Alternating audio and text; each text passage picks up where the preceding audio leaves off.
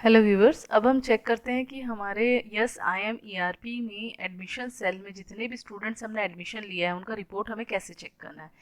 इस मॉड्यूल में admission cell में हमने ऑप्शन दिया हुआ है रिपोर्ट का। रिपोर्ट में आपके पास डिफरेंट टाइप्स ऑफ रिपोर्ट्स है, student current report, rejected student report, refund student report and many more. सबसे पहले मैं आपको स्टूडेंट करेंट रिपोर्ट के बारे में बता देती हूँ। स्टूडेंट करेंट रिपोर्ट में बेसिकली हम चेक करते हैं कि हमने जितने भी एडमिशन्स लिए हैं, जितने भी स्टूडेंट्स प्रमोट होकर आए हैं, फ्रेश एडमिशन्स है, रिजेक्ट होने के बाद एक्चुअल में हमारे प्रेजेंट सेशन में कितने स्टूडेंट्स अवेलेबल हैं।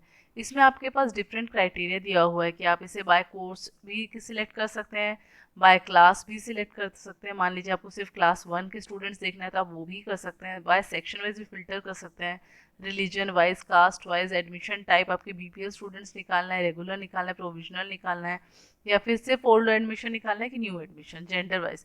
ये सारे ऑप्शंस है। अब मान लीजिए मुझे इनमें से कोई भी ऑप्शन यूज़ नहीं करना है, मैंने सिर्फ 2021-22 सेशन सिलेक्ट करके रजिस्ट्रेशन टाइप को ऑल में रख के व्यू पे क्लिक किया है, तो देखिए ये हमारे स्टूडेंट्स, एट प्रेजेंट स्टूडेंट्स हैं हमारे पूरे, आ गए हैं यहाँ पे। ये एक ब्रीफ रिपोर्ट है। ये आपको सिर्फ student name, admission ID, admission number, student ID, name, father's name और कॉन्टैक्ट नंबर क्लास के साथ यहाँ पे आपको मिलता है। लेकिन मान लीजिए इसी के अलावा आपको और भी डिटेल में जानना है, आप जितना रिपोर्ट अभी निकला है इसको आप नेम वाइज अगर आपको इसे अरेंज करना है तो देखिए मैंने ये माउस को नेम के ऊपर क्लिक की हूँ तो ये ऑटो अरेंज कर देगा। अब ये नेम वाइज आपका डबल ए ऊपर हो गया, इस तरह से वो अल्फ़ाबेटिकली वाइज उसको सर्च सेट कर देगा। लेकिन आपको अगर कोर्स वाइज देखना है तो आपको कोर्स में क्लिक करना है। देखिए ये आपका नर्सरी वाइज हो गया। तो ये ऑप्शंस भी हमने दिए हुए हैं। इसके अलावा मान लीजिए कि आपको इतने नहीं, इसके साथ और भी डिटेल्स चाहिए तो आपको एक्सेल में आप क्लिक करिए। एक्सेल में वो मल्टीपल ऑप्शंस आपको दिया हुआ है। जितने भी फील्ड्स हमारे डेटाबेस में जा रहे हैं, रिपोर्ट में आपको जितने भी ऑप्शंस चाहिए वो सारे आप यहाँ से ले सकते हैं। उसमें से भी अगर आपको पूरे ही चाहिए तो आप पूरे में क्लिक करके एक्सेल पे क्लिक करिए, आपको ये डाउनलोड हो जाएगा।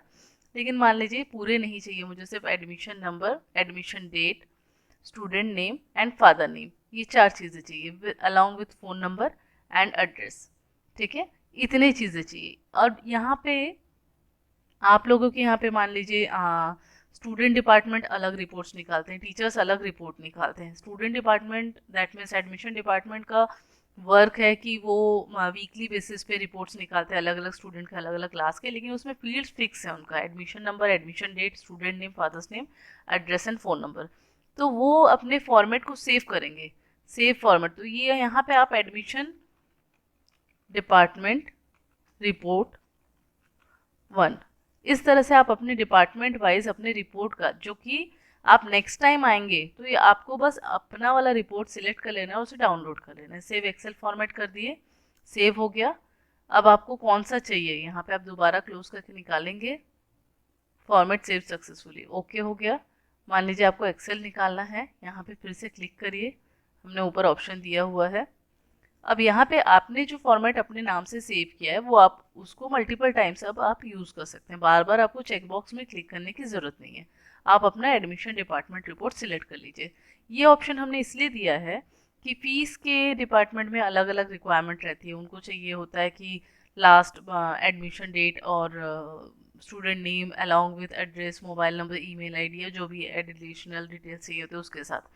लेकिन टीचर्स को डिटेल्स अलग चाहिए होता है, एडमिशन को अलग चाहिए होता है। तो इसलिए हमने ये ऑप्शन दिया है कि आपको आपके अकॉर्डिंग जितने भी फील्ड्स चाहिए उनको सिलेक्ट कर लीजिए, फॉर्मेट का नेम डालिए, सेव करिए, और नेक्स्ट टाइम जब भी आएंगे आप अपने फॉर्मेट में उसे एक्सपोर्ट कर सकते हैं। आपको कोई और सॉफ्टवेयर में अगर इस डेटा को इंपोर्ट करना है तो भी आप सिलेक्टेड फील्ड्स को एक्सपोर्ट करके वहाँ इंपोर्ट कर सकते हैं। इसके अलावा मान लीजिए कि मैं यहाँ पे सर्च कर लेती हूँ। देखिए मैंने सिर्फ SA टाइप किया तो जो भी नेम, साहू भी है तो वो भी आ गए हैं यहाँ पे, प्लस ऐसे साधना है, तो आप थोड़े डिटेल और डालिए तो आपके जितने भी स्टूडेंट्स रहेंगे साधना साहू, आप यहीं से डायरेक्टली नेम से सर्च भी कर सकते हैं स्टूडेंट को।